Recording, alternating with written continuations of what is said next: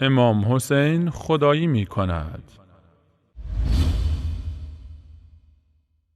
وقتا دم بزنگاه یه چیزی به یک نقطه میرسه و خیلی هم حساس میشه قصه. یه بنده خدای بود صورتش چاله چوله بود، لکلاک داشت، زشت بود. اینم خواستگار هیچ که برش نمیمد و بالاخره یه مردی پیدا شد گفت من اینو میگیرم. به دختره گفتن ممکنه نپسنده تا ممکنه حالا فعلا این.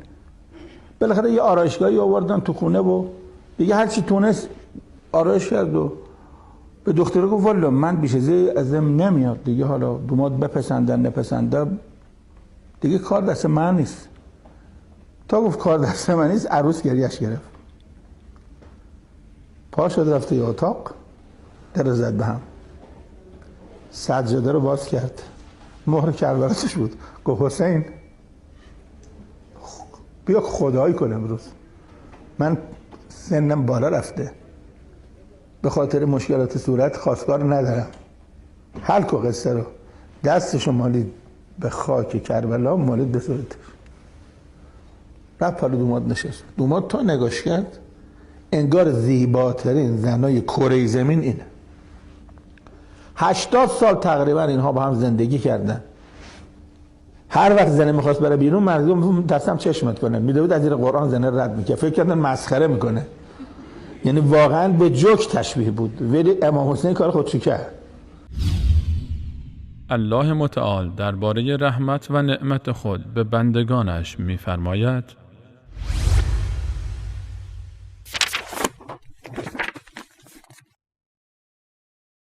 ما يفتح الله للناس من رحمة فلا ممسك لها وما يمسك فلا مرسل له من بعده وهو العزيز الحكيم.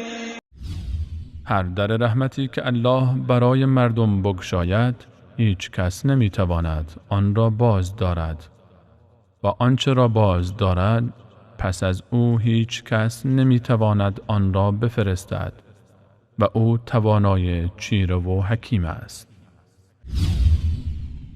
الله متعال در این آیه به صراحت اشاره می‌فرماید که اگر اراده داشته باشد تا بنده ای را با گرفتن و یا ندادن نعمتی ابتلا و آزمایش نماید، هیچ ذات دیگری قادر نخواهد بود که آن نعمت را به او برساند. اما این آخوند رافضی ادعا می کند که امام حسین برای بندگان خدایی می کند و به آنان نعمتی را عطا می کند که الله متعال به آنان نداده است.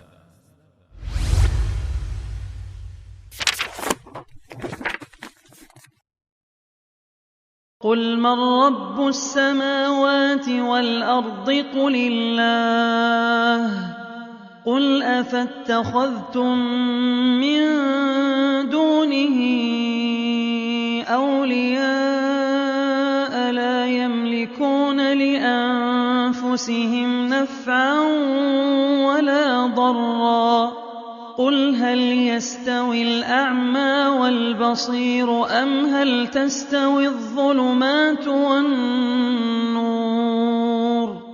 أم جعلوا لله شركاء خلقوا كخلقه فتشابه الخلق عليهم قل الله خالق كل شيء وهو الواحد القهار.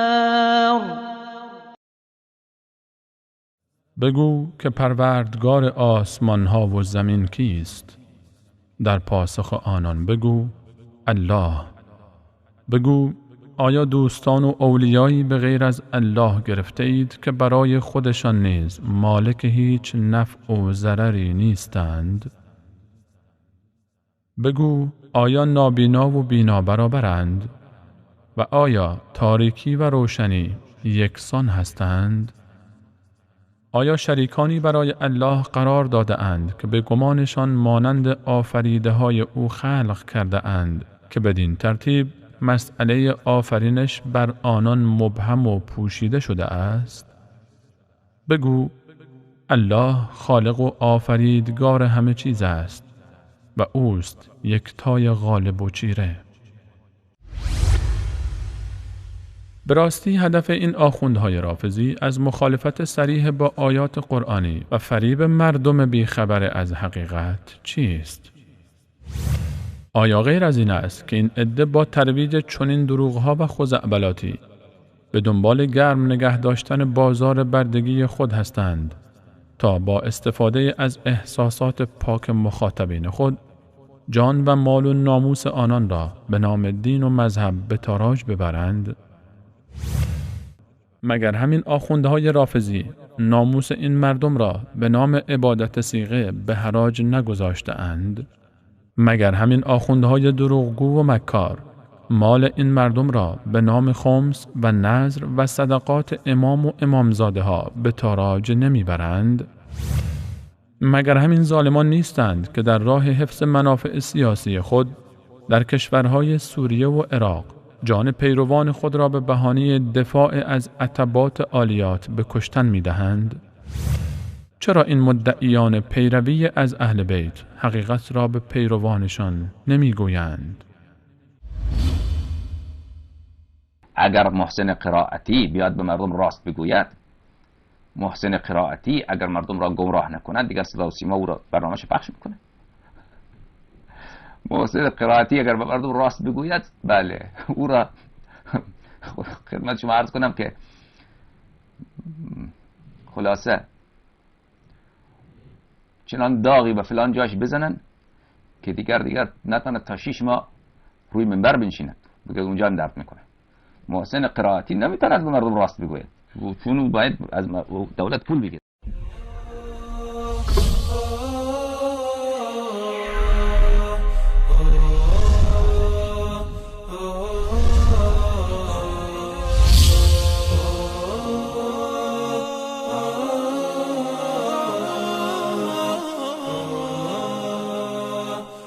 oh